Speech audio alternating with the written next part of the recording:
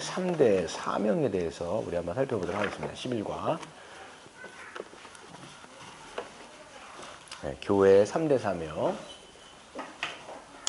그래서 이제 지금까지는 교회가 무엇인지 본질에 대해서 많이 살펴봤습니다. 교회가 뭐냐라고 했을 때는 그리스도께서 구원하신 그 무리들, 백성들을 이제 교회라고 얘기하고, 그렇기 때문에 머리 대신 우리의 예수님, 즉 하나님이신 예수 그리스도의 통치를 받으면서 그분께서 주시는 영양분과 그분의 은혜로 말미암아 계속적으로 유기적인 조직으로서 계속 자라가는 이제 측면들이 있는 것이죠. 그래서 우리가 교회의 두 가지 측면은 유기체적인 측면과 조직체적인 측면이라고 말씀을 이미 드린 바가 있습니다. 그래서 유기체적이다라고 얘기했을 때는 그리스도의 몸에 우리가 다 접붙임 받은 거야. 그래서 우리가 띄어져 있는 존재가 아니라 수직적으로는 예수님에게 붙어 있어요. 그렇기 때문에 그리스도 안에, 이 말이 굉장히 중요한 거예요. 성경을 보시면 읽어보세요. 오늘 제 에베소서에서도 말씀드릴 텐데 그리스도 안에 있다. 그래서 우리는 그리스도와 연결되어 있는 주님의 몸이다 라고 얘기할 뿐만 아니라 우리가 서로 각 지체들도 연결되어 있습니다. 그래서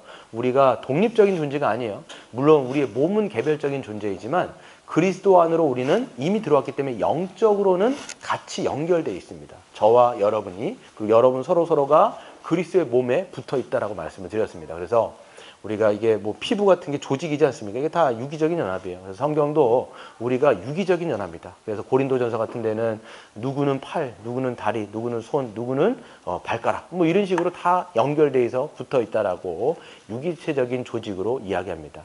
유기체이기 때문에 생명이 있는 거예요. 생명이기 때문에 자라나는 거란 말이에요.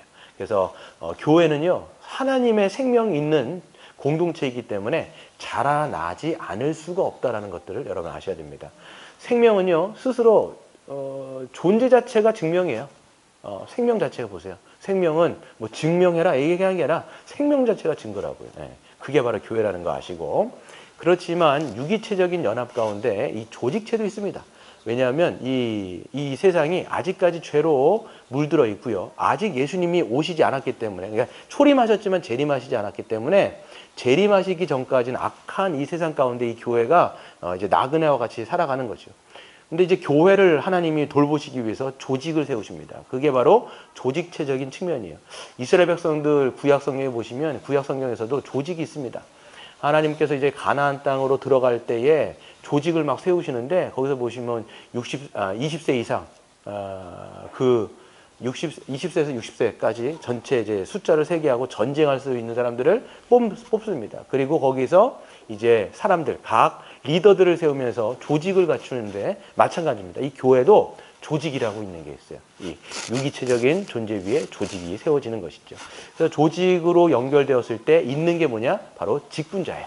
조직체적인 측면이 있기 때문에 이제 직분을 이야기하는데, 직분자 우리가 쭉 다뤘죠. 6가부터 8가까지가 그 계속 직분에 대해서 얘기한 거예요. 뭐가 있었죠? 목사, 장로, 집사, 이렇게 세 가지. 그래서 목사, 장로가 한 그룹, 집사가 한 그룹. 그래서 하나님의 말씀을 가르치고 다스리는 직분이 누구냐? 목사, 장로. 그리고 하나님의 주신 것으로 함께 구제하고 나누면서 살아가는 게 누구냐? 그 리더가 누구냐? 이제 집사라고 말씀을 드렸습니다.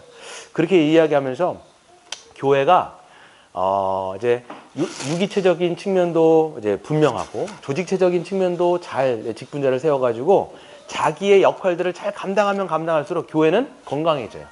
그러니까 건강해지면 건강해질수록 네 가지 뚜렷한 특징이 드러난다고 말씀드렸습니다. 이게 교회의 4대 속성인 거예요. 그게 뭡니까? 바로 사도성, 하나님의 말씀이 더 뚜렷하게 드러나고, 그리고 그걸로 말미암아 통일성, 하나됨이 더 뚜렷하게 드러나고, 세 번째 거룩성, 그리스도를 닮아가는 그런 거룩함이 있어지고, 네 번째 보편성, 그래서 차별 없이, 누구나 차별 없이 그리스도 안에서 구원받으며 그리스도 안에서 은혜를 누리는 그런 특성들이 뚜렷하게 드러나는 것이죠.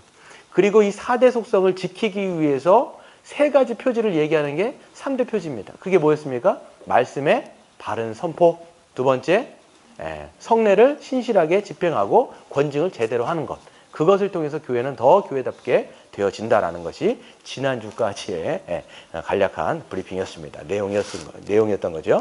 그럼 오늘은 이제 오늘부터 뭐 하냐? 바로 이제 교회가 3대 사명이 있습니다. 여러분 사명이라는 얘기 많이 들어보셨죠? 사명. 그 사명이 바로 요 세 가지, 크게 세 가지인 거예요. 성경에서 말하는 거. 이 첫 번째가 바로 뭡니까? 예배, 그 다음에 양육, 선교, 이 세 가지. 그래서 오늘 이제 시간이 되면 두 가지를 하고요. 안 되면 예배까지만 하고 마치도록 하겠습니다. 그래서 한번 204페이지에 보시면 마지막 단락을 보세요. 이렇게 복된 교회는 주님께 사명도 받았다. 주님은 이 세상에 교회를 세우신 목적이 있었고 교회를 통하여 이루실 일들이 있었다. 그것은 무엇인가?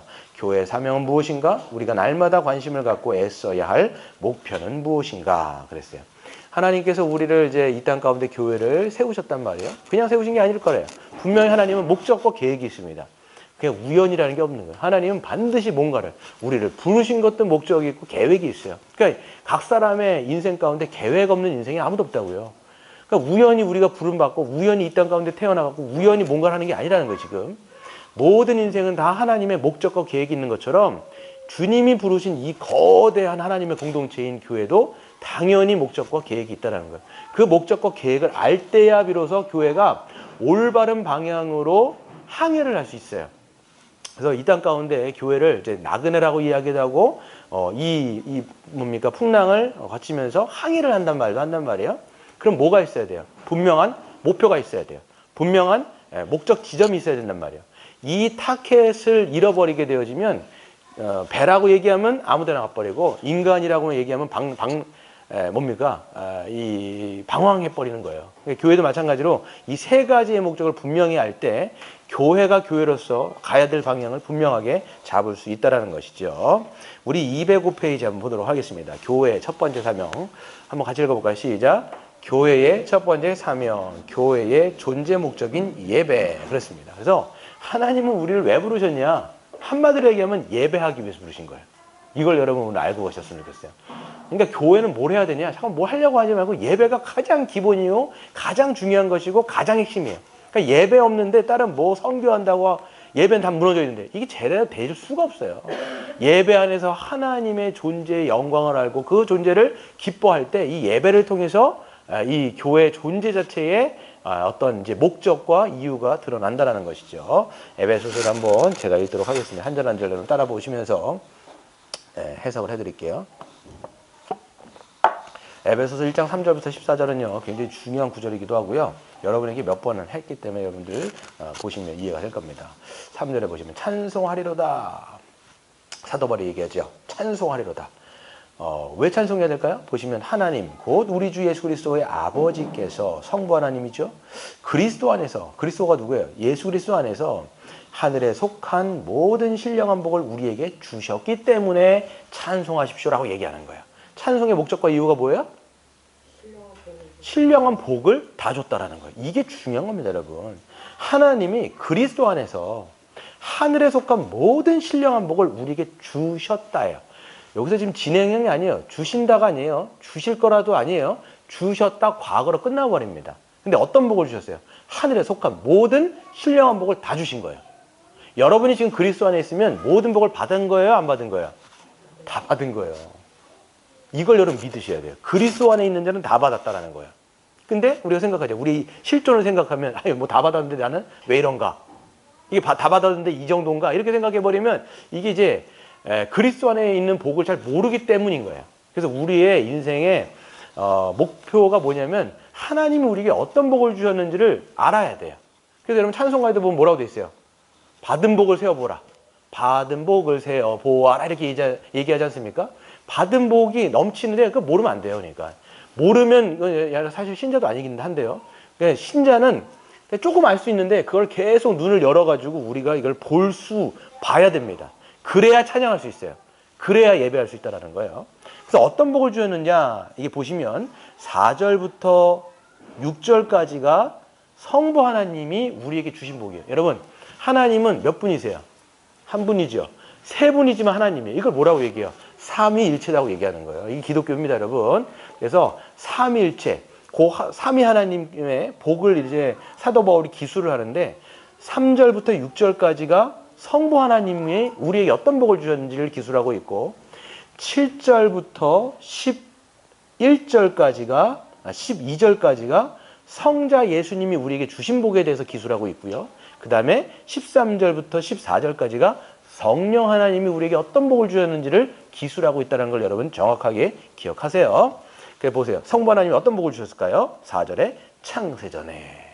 창세전이라고 하는 것은요, 여러분이 태어나기도 전, 이걸 얘기하는 게 아니라 이 세상이 창조가 되기 전부터 이렇게 말하는 거예요. 그러니까 여러분이 이성을 넘어가요, 안 넘어가요? 넘어가 버린 얘기예요, 이런 거는 다. 창세전에 그리스도 안에서 누굴 택했어요? 우리를 택하사. 그 우리 안에는 여러분도 들어가는 거예요, 지금. 선택하사. 왜 선택했어요? 우리로 사랑 안에서. 그러니까 선택을 어떻게 하셨냐면 랜덤으로 뽑은 게 아니라는 거예요. 여러분 랜덤이 뭔지 아시죠?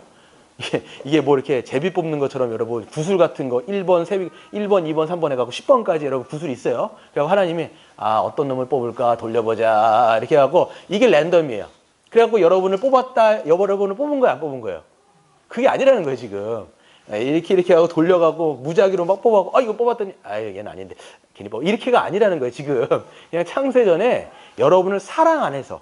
그러니까 여러분을 사랑하는 아니라는 건 뭐냐면 인격적으로 여러분 나기도 전에 이 얘기를 하시는 거예요, 지금. 예레미야 선지자 같은 경우 뭐라고 그러냐면 내가 어머니 태중에 있기도 전에 이런 얘기를 해요. 사도 바울도 마찬가지고. 그러니까 하나님은 우리를 그렇게 사랑 안에서 인격적으로 우리를 택하신 거예요. 왜 택하셨느냐? 그게 바로 뭐냐면 그 앞에 하나님 앞에 거룩하고 흠이 없게 하시려고 얘기해요. 그 앞에 하나님 앞에 거룩하고 흠이 없게 하시려고 우리를 창세전에 택했다라는 거예요. 그래서 그 기쁘신 뜻대로 이게 아까 사랑 안에서 똑같은 겁니다. 하나님 기뻐하셨어요. 우리를 선택해놓고 기뻐하셨다라는 거예요. 그래서 우리를 어떻게 하셨어요? 예정하사. 이게 여러분 예정설이라고 얘기하는데 예정설이 아니에요. 성경은 예정을 얘기하기 때문에 설이라고 얘기할 수가 없어요. 예정교리예요. 이게 바로 선택하고 예정하신 것이죠. 왜 그렇게 하셨냐면 예수 그리스도로 말미암아 결국은 어떻게 하시기 위해서 자기의 아들들이 되게 하시기 위해서 여러분을 선택하시고 거룩하게 만드시고 흠이 없게 만드시고 하나님 앞에 서서 하나님의 아들들이 되게 하시기 위해서 우리를 창세전에 어떻게 했다고요? 선택했다라는 거예요. 여러분 이거는 이제 우리가 뭐 이게 시간 완전 전이기 때문에 이거는 그냥 믿는 영역이에요. 이게 믿음 영역이라는 거예요. 믿음 영역. 그래서 여러분 여기서 보면 이제 여러분 딸들이잖아요. 어떤 분들은 아들이지만 딸들이란 말이에요. 왜 하나님은 우리를 다 딸들이란 말은 안 하고 왜 다 아들들이란 말을 쓸까요? 아들들. 왜 성경은 딸이란 말을 안 하거든요? 왜 모든 사람들을 하나님의 아들들 이렇게 얘기할까요? 상속이에요. 상속자이기 때문에 딸이란 말을 쓰는 게 아니에요. 아들이라고 얘기했을 때는 거기에 하나님의 상속자가 되는 거예요. 상속을 받으려면 뭐 해야 돼요? 아들이어야 되는 거예요. 아들이 되려면 하나님과 똑같은 본질, 똑같은 본성. 하나님이 거룩하고 흠이 없어요? 그러면 우리도 거룩하고 뭐 해야 돼요? 흠이 없어야 돼요. 이게 여러분 이게 있어요. 하나님의 아들 되려면 여러분 똑같이 하나님의 DNA와 똑같아야 되는 거예요. 그러니까 뭐가 없어야 되냐면 죄가 없어야 되는 거예요. 그것을 하기 위해서 하나님은 여러분을 선택하셔서 아들들 되게 하기 위해서 그렇게 선택하셨다는 거예요. 근데 여러분 죄가 있어요, 없어요? 그게 문제라고요, 이게. 이게 인간의 비참함이에요. 하나님의 아들들이 되고 하나님의 기업, 즉 천국의 기업을 받으려면 죄가 없어야 되는데 우린 죄가 있단 말이에요. 그렇기 때문에 두 번째 복이 누구의 복이에요?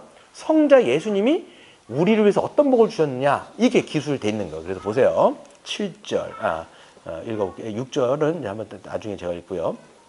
6절 읽을게요. 이는 그가 사랑하시는 자 안에서 우리에게 거저 주시는 바 은혜의 영광을 찬송하게 하려는 것이라. 왜 그렇게 선택하고 우리를 자녀를 삼으셨냐? 그 이유가 뭐예요? 우리로 하여금 하나님 앞에 찬양하게 하기 위해서. 이게 목적인 거예요. 하나님이 우리를 선택하신 목적. 결국 그걸 안자는 하나님을 찬양할 수 있다 없다? 네, 찬양할 수밖에 없는 거죠. 거기까지가 얘기하고 7절부터가 성자 예수님께서 우리에게 어떤 복을 주셨는가라고 얘기했을 때 7절 보시면 우리는 그리스도 안에서, 여기서 보세요. 계속 그리스도 안에서, 예수 안에서 얘기를 하는 거예요. 그의 은혜의 풍성함을 따라 그의 피로 말미암아. 그렇죠? 성경에서 피가 나오면 뭘 얘기할까요?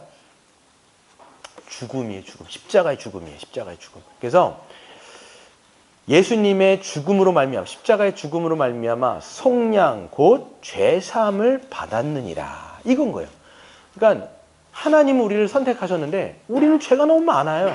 아들이 될 수가 없어요. 그렇기 때문에 우리의 죄 문제를 해결하게 하기 위해서 성부 하나님이 이 땅 가운데 누구를 보내신 거예요? 성자 예수 그리스도를 이 땅에 보내주셔서 이 땅 가운데 뭐를? 십자가, 이 죽음으로 말미암아 피로 말미암아 속량 곧 죄사함을 받게 하셨다라는 거예요. 그게 예수님이 우리에게 주신 복의 내용이라는 거예요. 속량이란 말이 뜻이 뭘까요? 이미 여러분 복음의 기초에서 이미 다 배웠을 때 속량, 값을 지불하다. 그래서 정확하죠. 값을 지불하다는 거예요. 무슨 값을 지불한 거냐면 죄의 값을 지불하신 거예요. 여러분 우리가 죄를 지으면요, 그거에 대해서는 당연히 값을 치러야 돼요. 그렇죠? 그렇기 때문에 하나님 앞에 우리는 범죄했단 말이에요. 하나님 앞에 큰 범죄를 했단 말이에요. 그렇기 때문에 그 범죄에 대한 값이 뭐예요? 그게 심판이에요. 지옥 형벌이란 말이에요. 죄는 아까 말씀드린 것처럼 죄는 그 종류에 따라서도 죄의 경중이 있지만 죄는 누구에게 죄를 짓냐에 따라서 죄의 크기가 이게 경중이 있습니다. 여러분, 그러니까 우리는 누구한테 죄를 지은 거예요? 하나님께 죄를 지은 거예요. 그렇기 때문에 그 죄의 크기가 어떤 거냐면 하나님은 영원하신 하나님이에요. 그런데 그 영원하신 하나님께 죄를 범했기 때문에 우리의 값이 뭐예요? 그래서 영벌인 거예요. 영원토록 심판 가운데 있을 수밖에 없었던 우리라는 것이죠.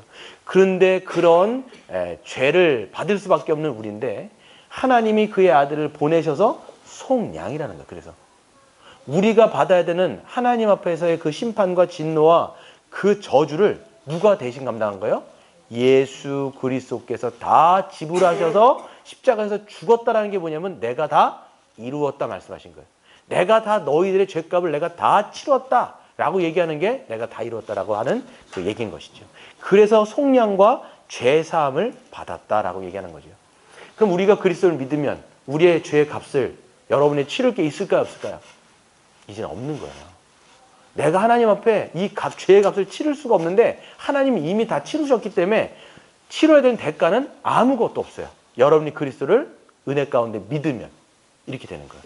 그러니까 하나님 예수님이 그걸 다 주신 거죠. 그래서 8절 이는 그가 모든 지혜와 총명을 우리에게 넘치게 하사 그 뜻의 비밀을 우리에게 알리신 것이요 그의 기뻐하심을 따라 그리스도 안에서 때가 찬 경륜을 위하여 예정하신 것이니 하늘에 있는 것이나 땅에 있는 것이 다 그리스도 안에서 통일되게 하려 하심이라 그랬어요. 그래서 그리스도를 믿는 자는 눈이 밝아져서 이제는 그 지혜와 총명을 하나님이 넘치게 하셔서 그 하나님 이 땅 가운데 내가 인간들을 어떻게 구원하겠다라는 그 계획은 누구에게도 말하신 적이 없어요. 천사도 그거를 알기를 원했다라는 거예요. 근데 그것이 이제는 그리스도를 믿는 자들에게 지혜와 총명이 넘치게 하셔서 그 하나님의 구원의 경륜과 비밀을 이제는 알게 됐다라는 거예요. 그래서 어떻게 얘기합니까? 보세요. 11절 모든 일을 그 뜻대로 결정대로 일하시는 이의 계획을 따라 우리가 예정을 입어 그 안에서 기업이 되었으니 이는 12절 우리가 그리스도 안에서 전부터 바라던 그 영광의 찬송이 되게 하려 하심이라. 그래서 그리스도께서 여러분 이 땅 가운데 오셔서 십자가를 지셔서 우리를 어떻게 하신 거예요? 하나님 앞에 속량받게 하시고 죄 용서함을 받게 하셔서 하나님 앞에 설 수 있는 거룩하고 흠이 없는 존재가 되게 하신 게 누구예요? 예수 그리스도의 사역이라는 거예요. 예수 그리스도가 여러분에게 그런 복을 주셨다는 것이죠. 이해가 되시죠? 예. 세 번째. 그래서 이제 성령 하나님의 복인데요. 13절. 그 안에서 너희도 진리의 말씀 곧 너희의 구원의 복음을 듣고 그 안에서 또한 믿어 약속의 성령으로 인침을 받았으니. 그래서 보세요. 그 안이라고 하는 것은 누구 아닐까요? 13절에. 예, 예수 그리스도 안에서 너희도 무엇을 듣고 진리의 말씀 곧 너희의 구원의 복음을 들었어요. 그리고 그 안에서 어떻게 했어요? 믿었어요. 그 예수 그리스도 나를 위해서 예수님께서 십자가에 죽으셨구나. 그분이 모든 나의 죄값을 속량하셨구나. 다 치르셨구나. 이제는 내가 죄 용서함 받았구나. 하나님 앞에 거룩하고 이제는 흠이 없는 자구나. 내가 하나님께 갚아야 될 건 아무것도 없구나. 은혜로 내가 모든 것을 다 받았구나. 라는 것을 믿게 하셨다는 거예요. 내가 그래서 그리스도를 내가 믿을 때 그리스도를 나의 주, 나의 하나님으로 믿을 때 성부 하나님은 우리에게 누굴 보내주세요? 약속의 성령을 우리에게 내려주시는 거예요. 그래서 약속의 성령을 약속의 성령으로 인침을 받았으니. 그런 거죠. 그래서 우리가 그리스도를 믿을 때 하나님이 보내주신 성령이 우리를 인치는 거예요. 인친다라는 게 뭘까요? 하나님이 우리에게 도장을 찍으신 거예요. 도장은 어떤 의미가 있냐면 너는 내 것이다라고 하는 도장을 하나님이 누구를 통해서? 성령으로 도장을 아예 찍어주신다라는 것이죠. 그래서 왕의 직인 같은 거예요. 예전에 보면 왕이 도장이 있는데 그 왕의 도장이 누가 되시는 거냐면 하나님의 영인 성령 자체가 우리에겐 도장이 되어주신다. 이렇게 말씀하고 있는 거죠. 그 이유는 뭐냐? 바로 우리의 기업의 보증이 되사. 기업의 보증이 뭐예요? 성령을 받게 되어지면 어떤 보증이냐면 내가 하나님 나라에 들어갔고 들어가게 될 자가 맞구나라는 것들의 보증이 되시는 것이죠. 그래서 그 얻으신 것을 속량하시고 그의 영광을 찬송하게 하려 하심이라. 이렇게 말씀하고 있는 거죠. 그래서 여러분 정리해 보면요. 성부 하나님은 어떤 복을 주셨다고요? 네, 신령한 복. 하늘에 속한 모든 신령한 복인데 그 하늘에 속한 모든 신령한 복의 내용이 뭐냐면 첫 번째가 뭐예요? 성부 하나님이 창세전에 우리를 선택하사 하나님의 아들들이 되게 하셨다. 선택하사 아들들이 되게 하셨다는 거예요. 이게 성부 하나님이 우리에게 주신 복이에요. 근데 우린 죄인이잖아요. 근데 두 번째, 성자 예수님이 이 죄인인 우리를 하나님의 아들이 되게 하기 위해서 뭐 하셨다라는 거예요?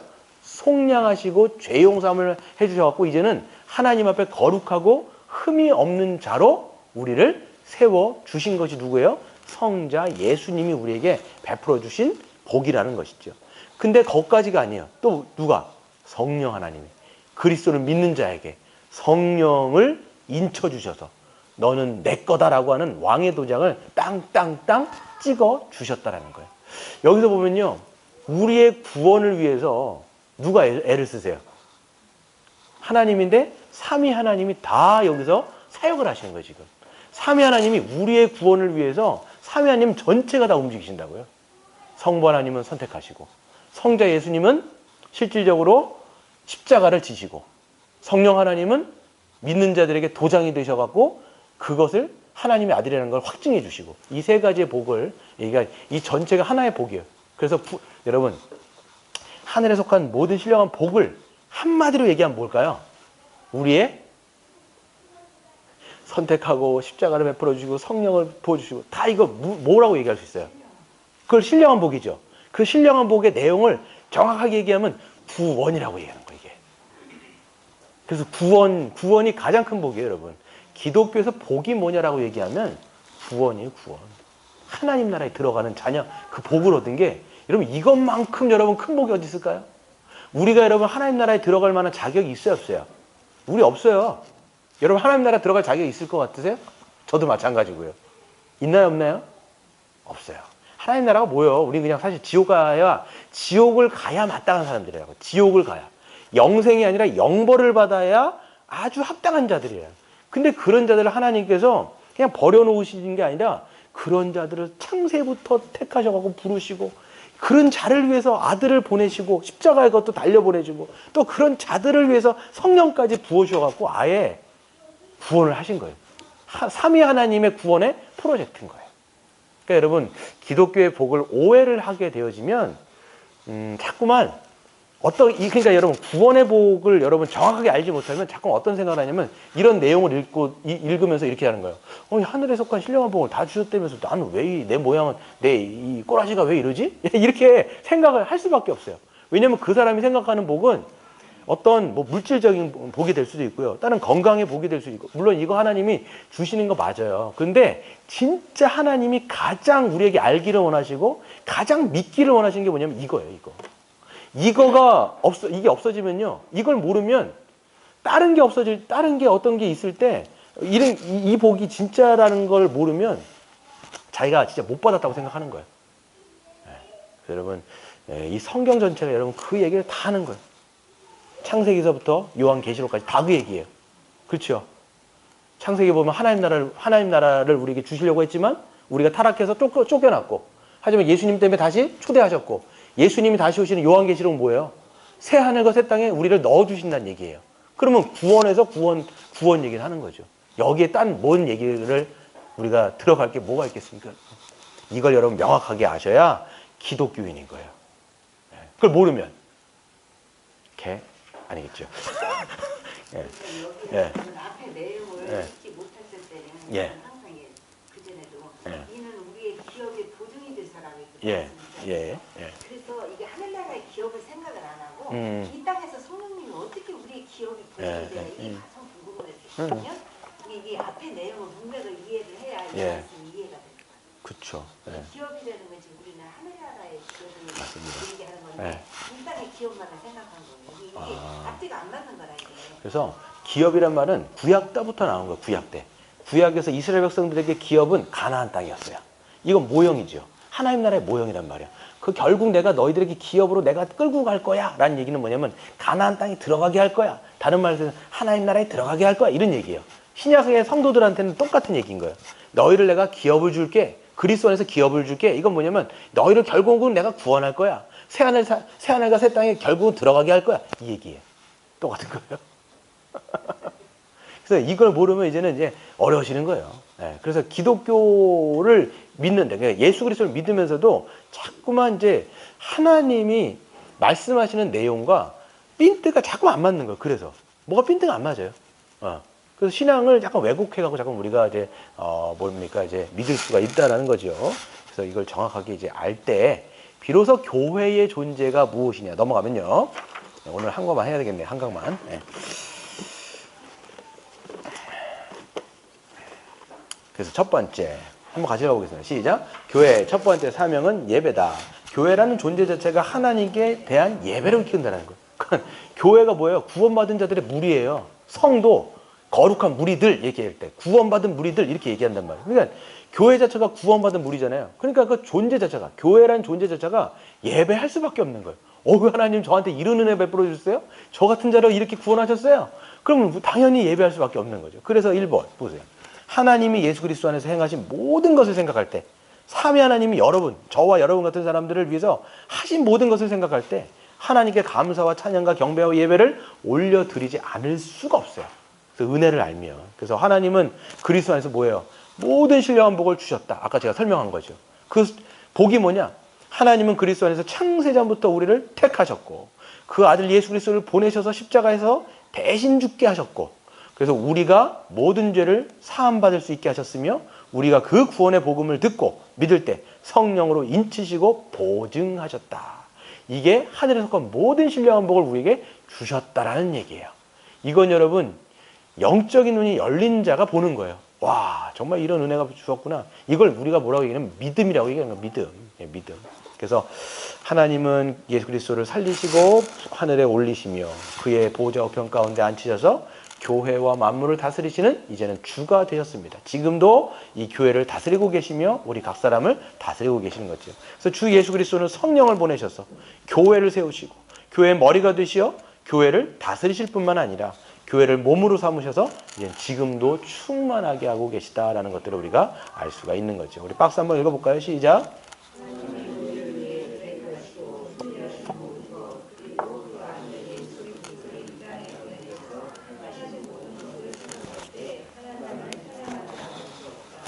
그렇죠. 그래서 계획하시고 준비하시고 모든 것을 이제 행하신 것을 볼 때 하나님을 찬양하지 않을 수가 없어요. 성경 전체가 구약하고 신약이잖아요.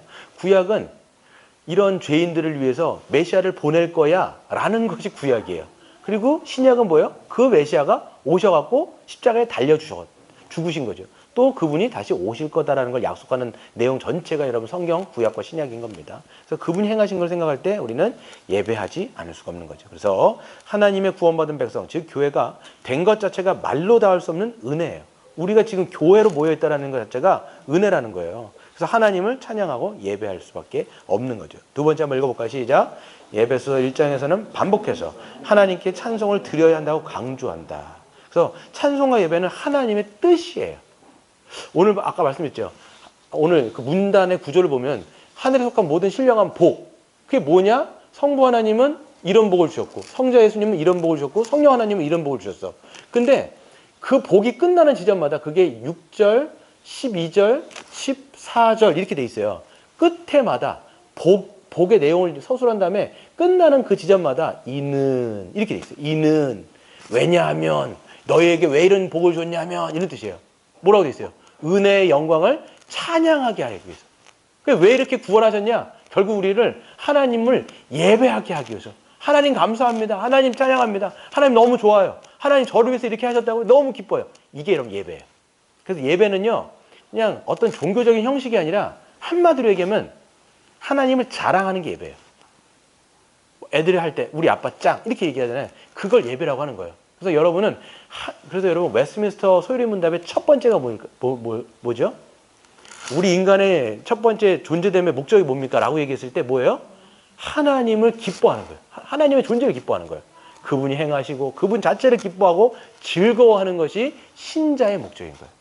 그러니까 여러분 하나님이 여러분을 위해서 구원하신 이 모든 걸 생각할 때 우리는 찬양하지 않을 수가 없다가 이 성경 내용 지금 내용 자체 얘기하고 있는 것이죠. 넘어가도록 하겠습니다. 207페이지에 한번 같이 읽어볼까요? 시작. 하나님의 은혜의 영광은 우리를 예배하도록 이끈다. 하나님의 초월적 영광이 어떠한지 본자는 예배하지 않을 수 없다. 예배는 창조주 하나님의 영광을 보는 피조물에 마땅한 반응이다. 그래서 하나님의 영광이 우리를 예배하도록 이끌고요. 그 초월적 영광을 본 사람은 하나님을 예배하지 않을 수 없어요. 그래서 창조주 하나님, 그 하나님의 영광을 본 자. 그래서 이 밑에가 이제 이사야서인데요. 이사야 여러분 6장이 뭐죠? 이사야 소명장이에요. 이사야를 하나님이 부르신 장면이란 말이에요. 근데 보세요. 우시아 왕이 죽던 해에 내가 본즉, 내가 누구예요? 이사야거든요. 내가 본즉 주께서 높이 들린 보좌에 앉으셨어요. 그의 옷자락은 근데 성전에 가득 찬 거죠.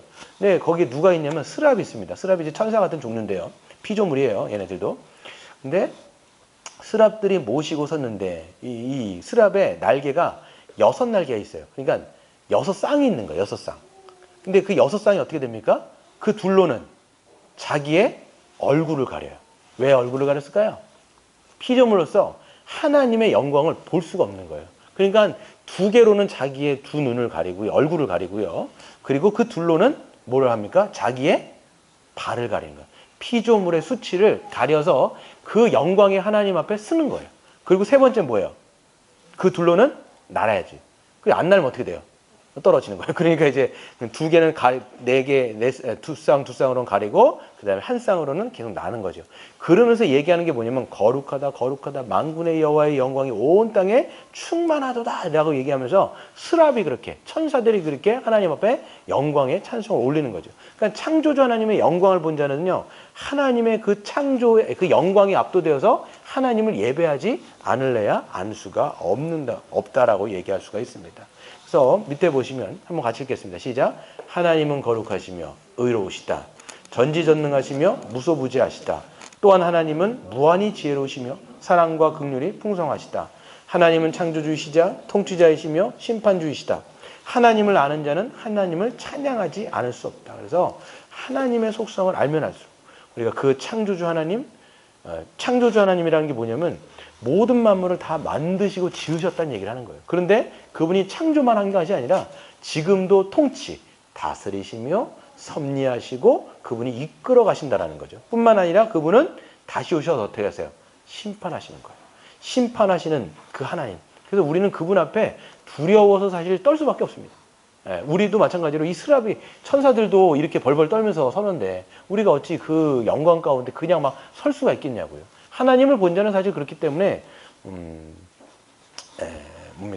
그냥 있을 수가 없는 거죠. 그래서 찬양하지 않을 수 없는 것이고요. 또 보시면 하나님의 창조 세계인 우주의 거대함과 그 모든 신비 앞에서 우리는 창조주 하나님의 전능하신 능력과 측량할 수 없는 지혜와 말로 표현할 수 없는 솜씨를 찬양하지 않을 수 없다.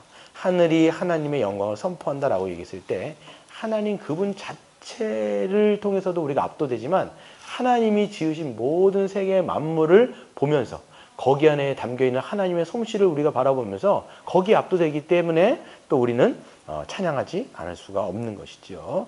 그래서 창조 세계를 바라보면서 하나님의 그 능력을 우리가 알 수 있습니다. 뿐만 아니라 세 번째 같이 읽겠습니다. 시작.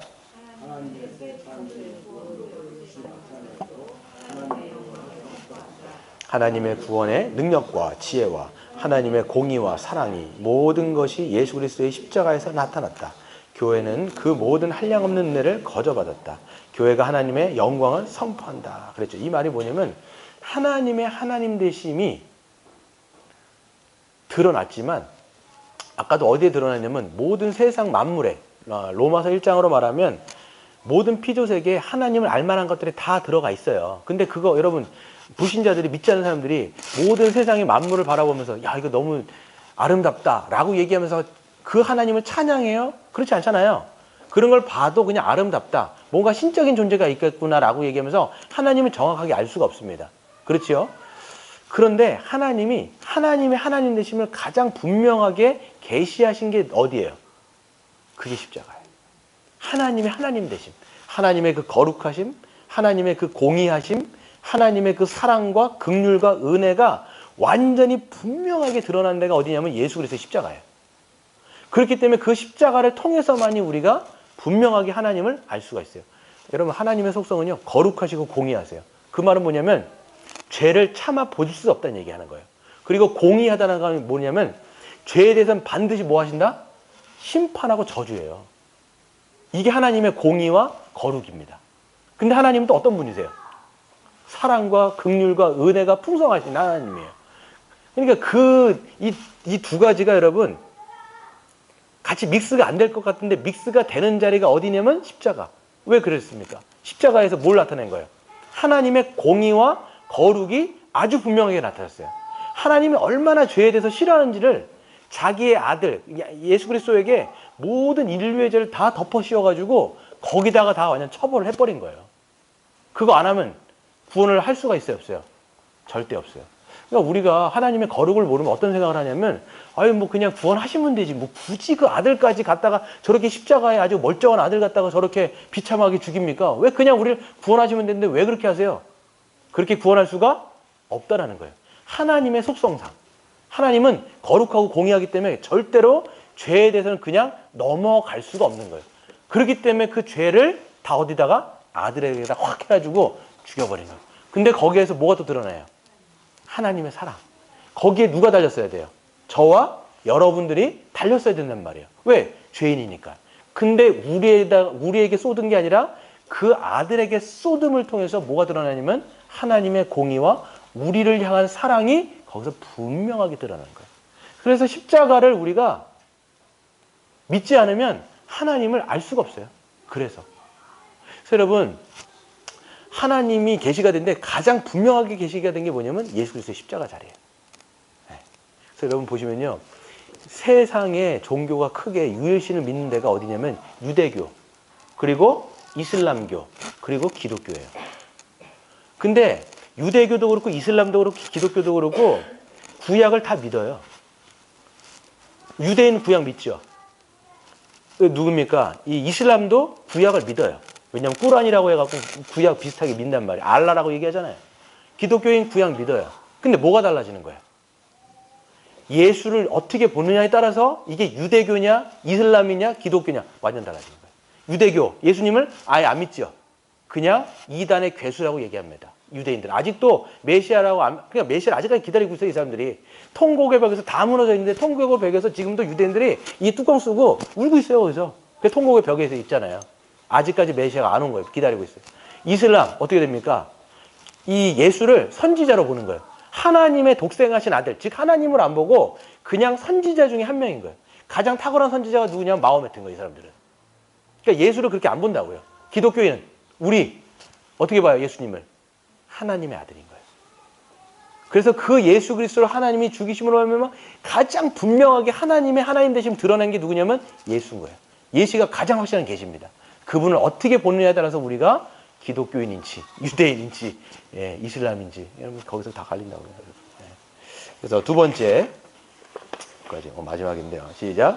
예배는 우리 존재의 이유다. 그렇기에 하나님께 예배를 드릴 때 우리는 가장 기쁘고 행복하며 가장 존귀하고 가치 있는 존재가 된다. 그랬어요.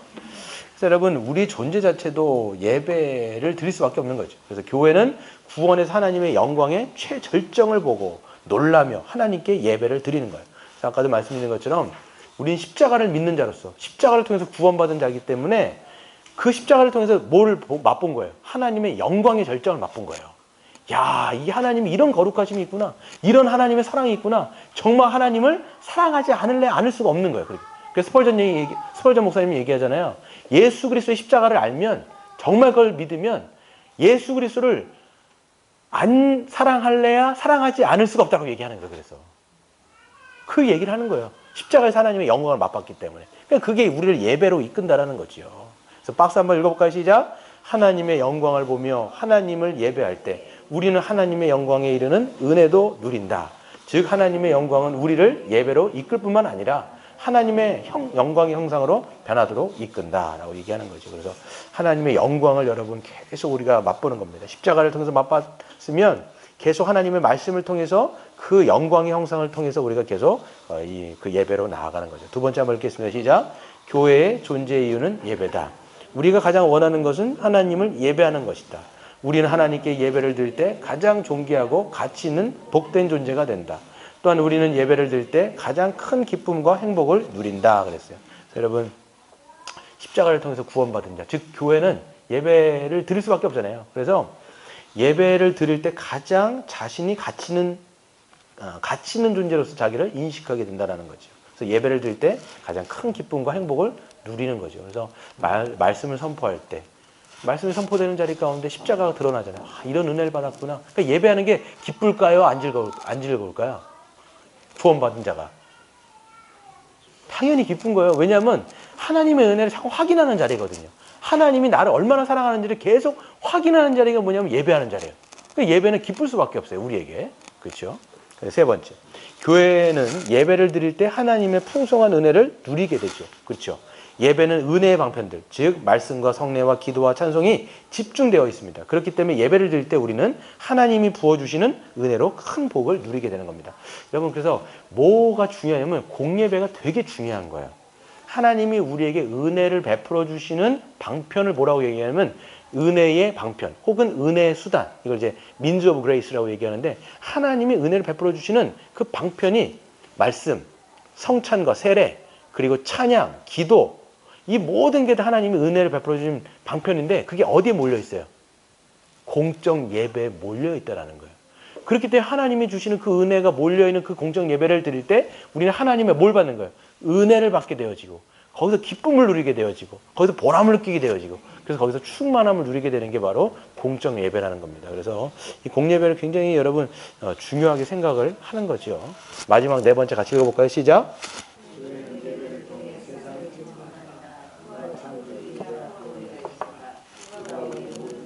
예배를 받으실 만한 분인가? 교회는 예배를 통해 하나님만이 예배를 받으실 만한 분이라는 온 세상에 선포하는 거예요. 그래서 여러분 공예배 때 어떻게 됩니까? 주일날 모든 교회가 여러분 각 지교회들이 모여가지고 하나님 앞에 예배하잖아요. 그러니까 이게 뭘 나타내는 거냐면 이 세상을 창조하신 분이 누구냐, 이 세상을 구원하신 분이 누구냐라는 것을 교회가 그냥 예배를 통해서 증거하는 거예요. 세상 사람 믿지 않죠? 저 사람 뭐 하는 거지? 세상 사람들은 어떻게 생각하냐면 이렇게 놀기 좋은 날에 저렇게 가서 교회에 가서 왜 저런 헛짓거리들 하고 있나? 이렇게 생각을 하지만 우린 뭐예요? 하나님이 진짜 창조주시고 구원자라는 것을 분명히 알고 마지막에 이 땅에 오셔갖고 맨 마지막으로 심판하시고 구원하실 창조주 하나님, 구원자 하나님이라는 걸 우린 믿기 때문에 와서 예배를 드리는 것 자체가 뭐냐면 세상 가운데다가 선포하는 거예요. 진짜 하나님이 누구신지 봐라. 그들 믿든 안 믿든 우리가 예배하는 것 자체가 그렇게 어떻게 뭐 선교적 사명을 드러낸다라고도 우리는 할 수가 있는 것입니다. 그래서 오늘 말씀을 요약을 마치게 되어지면 하나님 우리에게 하늘에 속한 모든 신령은 다 복을 다 베풀어 주셨다. 거기에서 누가 있습니까? 성삼위 하나님이 다 움직이신 거예요. 성부 하나님은 뭐 하셨어요? 여러분 창세전에 선택하셔서 아들들 삼으시고, 성자 예수님은 십자가를 통해서 여러분의 속량하시고, 성령 하나님은 여러분을 인쳐주셨단 말이에요. 그래서 그 삼위 하나님의 은혜를 여러분 안다라면 그 아는 사람을 뭐라고 얘기해요? 그걸 믿는 사람을 뭐라고 얘기해요? 교회, 즉 성도라고 얘기하는 거예요. 그렇기 때문에 성도와 교회는 하나님을 예배하지 않을래야 않을 수가 없다라는 것들을 오늘 알 수가 있죠. 그래서 교회의 첫 번째 사명 중 하나는 뭐예요? 예배예요. 예배는 우리에게 하나님께서 주시는 특권이자 하나님께서 주신 의무라고 볼 수가 있는 것이죠. 오늘 말씀 생각하면서 같이 우리 찬양하고 기도하도록 하겠습니다.